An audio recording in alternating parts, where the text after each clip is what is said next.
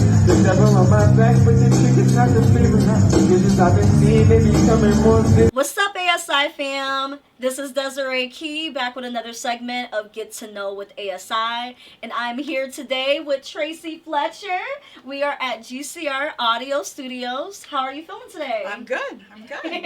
Feeling good, feeling great. All right, I'm going to get right to our questions. And for our first question, 2 decades, 27 stages, and over 250 volunteers, various art forms and festivities, all in one day and managed by you, the executive director of Music is Art. Every year, it always looks like it was done so effortlessly. What does the preparation leading up to September usually look like for you? Well, first of all, I don't do it by myself, by any means. We're a small but mighty staff, but the committee that puts the festival on is over 50 people. Nice. And some of them have been involved with the Music is Art Festival for the entire existence of it. So it just happens. July, August tends to be a little crazy around here. If you could see the spreadsheets, it's insane. But yeah, it's not an effort without an army behind it, for sure. Absolutely. Alrighty. And how do you select the bands, musicians, vendors, and artists who participate in the festival? All through an online submission process. Nice. So just go right to our website at musicisart.org. On the festival page, you'll see all kinds of buttons, depending on if you're a musician, an artist, displaying artist, vendor, nonprofits, however you want to participate in that day. There's a submission link, and we have committees that review those links and make the choices accordingly. We hate having to turn anyone down, so we try not to. But yeah, it's tough. It's tough. It's a very popular event now. Yeah, and there's so much talent just sprouting within Buffalo, and just so many up-and-coming emerging artists. Yes. Like, I bet it gets tougher and tougher each year. It does. It does. All right. The Music is Art Festival takes place once a year, but the work of the organization is constant.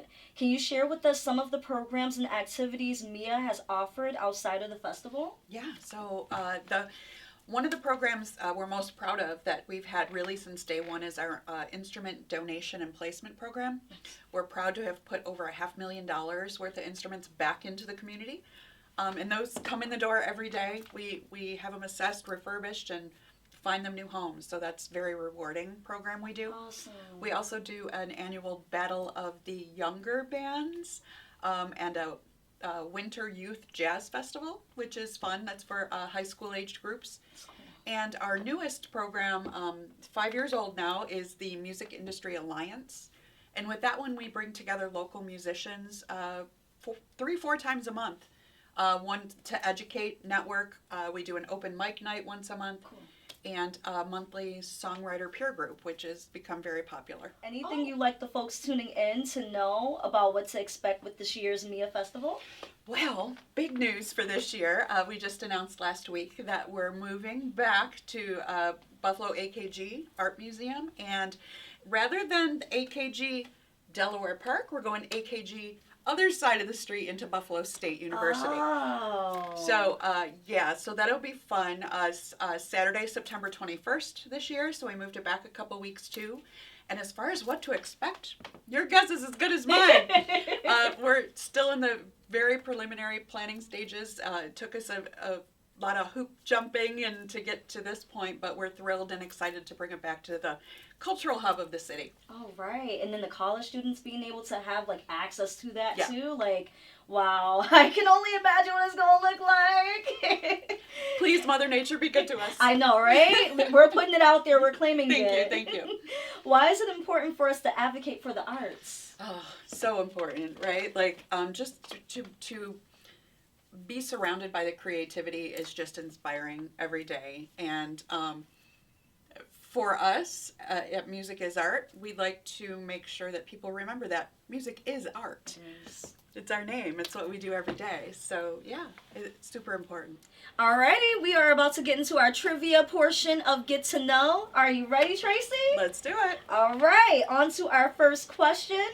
Which one of these bands were kicked out of their own album release party for starting a food fight? Was it Foo Fighters, Nirvana, or the Smashing Pumpkins? Oh my gosh. I have no idea. Should I guess? I love them all. I don't know the answer. Oh no. It was Nirvana. Yes. I feel like that's not surprising. I know, right? What local venue here in Buffalo, New York, did the Goo Goo Dolls perform an impromptu acoustic set in 1987, marking a pivotal early moment in their career and establishing their presence in the local music scene? Ooh.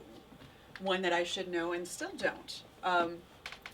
There's a lot of like stories I've heard over the years, but that specific one I don't know. Oh, really? 1987. Where was it? The Continental. R.I.P. It is now a parking spot. That was going to be my guess, but yeah. Yeah. I think, well, not a parking spot. I think it's a parking lot for the Curtis Hotel now. But yeah, that's where it was. Yeah, R.I.P. A lot of good stories from that place. Yes. And then for our next question, which Buffalo artist recorded Eddie Murphy's Party All the Time record at their studio? Was it West Side Gun, Rick James, or Grover Washington Jr.? Ooh. Was it Rack? Yes! Who was on the very first cover of the Rolling Stones magazine? Was it the Rolling Stones? Was it me? Or was it John Lennon? Is it how it got its name? No, I don't even know. It was John Lennon. All right, so that settles it for our trivia portion. I like to end things out with a finish the lyrics segment. So let me try to dig into my crates here, figure out a good one. You are my fire, the one desire, believe when I say I want it that way. Oh, tell me why. Do you want to drop your handles so people can follow? Yeah, Facebook, Instagram, TikTok, all Music is Art BFLO. Perfect. Alrighty, well that settles it for this segment of Get to Know. Thank you so much for having us, Tracy. Thank you. This was fun.